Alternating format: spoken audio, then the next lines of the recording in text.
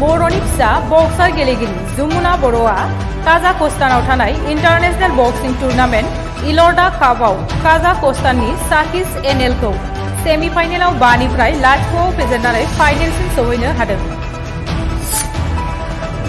दासिमबो सोलिगासिनो दं मणिपुराव हा गिसिगानानै जिउ गोमानाय सुबुंफोरनि गोथै देहा बोखांनाय हाबाफारिया। दासिम सा 42 सुबुंफोरनि गोथै देहाखौ बोखांनो हाबाय। हा गिसिगानानै जिउ गोमानाय सुबुंफोरनि नखरनो 5 लाख रां, जोखोम जानायफोरनो 50,000 रां अनसुंथाइ होगोन होनना फोसावदों मणिपुर रायजो सरकारा। मणिपुराव हा गिसिगानायाव जिउ गोमानाय मरिगाव जिल्लानि लाहरिघाटनि सा 6 मावसुमाफोरनि गोथै देहाखौ न'सिम लाबोबाय।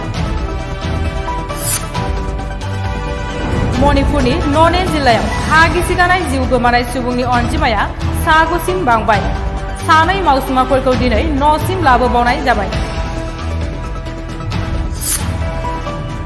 महाराष्ट्र आयेन आफादनि बुंथिगिरिखौ भट ट्रास्टनि गेजेरजों बीजेपी दोलोनि एमएलए राहुल नार्वेकारखौ सायख'नाय जाबाय।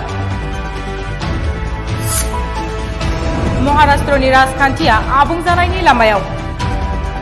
दिनै सानजौफुनि 10 रिंगायाव गिबि मन्त्रि एकनाथ शिन्डेआ फ्ल'र टेस्टनि मोगा-मोगि जानांगोन। बाक्सा जिल्लानि 1 नं दिहिरायाव सारअन्थाइजों श्यामलाल बर्मन मुंनि सासे सुबुंनि जिउ खहा आरो 2 सुबुङा गोब्राब जोखोम जादों।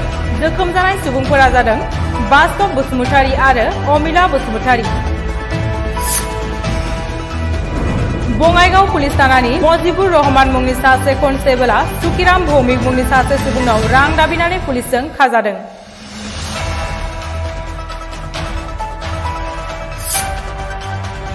आसामनि दैबाना जेंनाखौ हादरारि जेंना हिसाबै गनायथि होनो आरो 20,000 कौटि रां अनसुंथाइ हरनो मिरु सरकारनिसिम दाबि दैखांदों AIUDFनि आफादगिरि बद्रुद्दिन आजमलआ।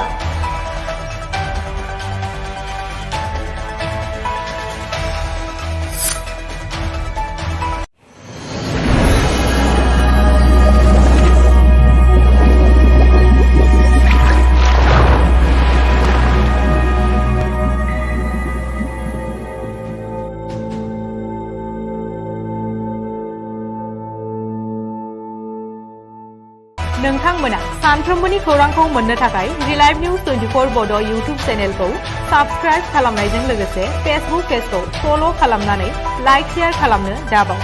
गोजोन्थों।